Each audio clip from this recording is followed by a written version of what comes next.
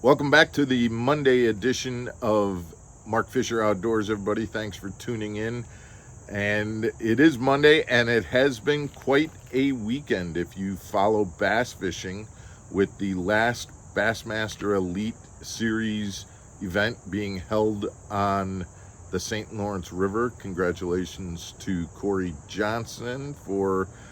and Chris, actually, for winning the event and for getting the Angler of the Year. But we're going to talk about the disqualification that occurred and how Bass and MLF are involved.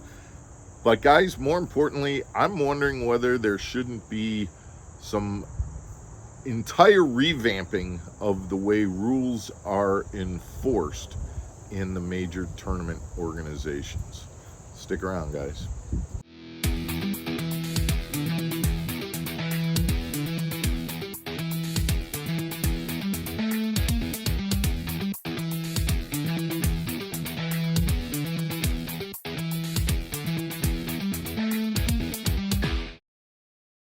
Welcome back to Mark Fisher Outdoors, everybody. I'm Mark Fisher.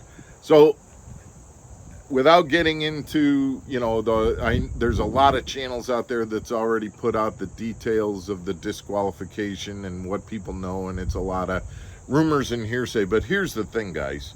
You've got a guy that gets DQ'd, and the official reason for the disqualification is because he failed a polygraph in two circumstances. One about getting information, the other about looking at social media during the contest.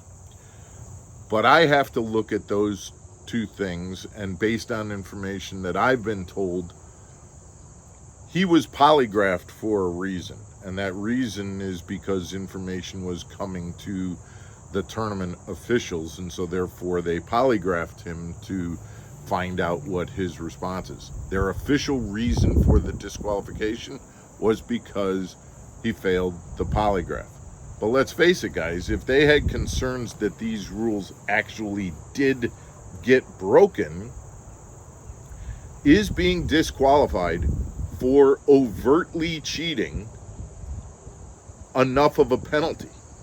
I mean, we look at those walleye guys that put weights in those fish.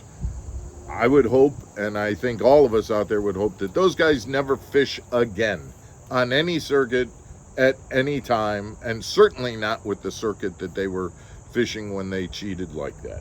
There is a big difference between an overt cheating situation where you are trying to gain an unfair advantage over your competitors and a mistake. Oh, I accidentally broke a no wake, or I didn't have my life jacket buttoned, or things like that.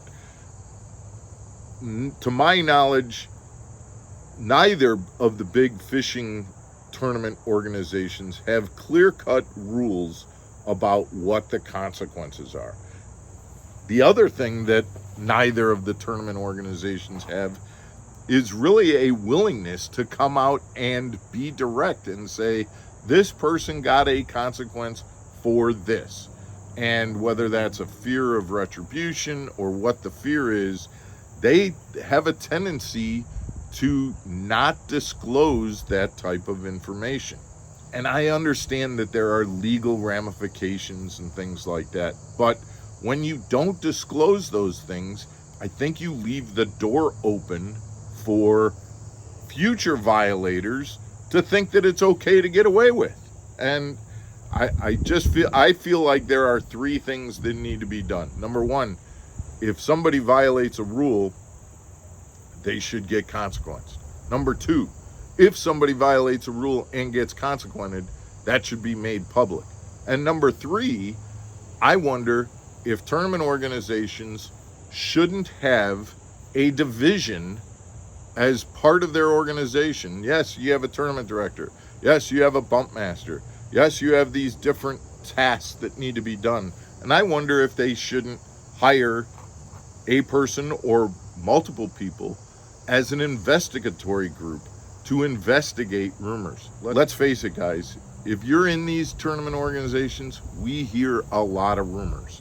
And You know, I've heard it a lot this weekend from YouTube commentators who talk about if there's smoke, there's fire. Well, when that smoke starts to show, wouldn't it be appropriate for these tournament organizations to have an investigatory branch that investigates these rumors, that goes out and interviews people?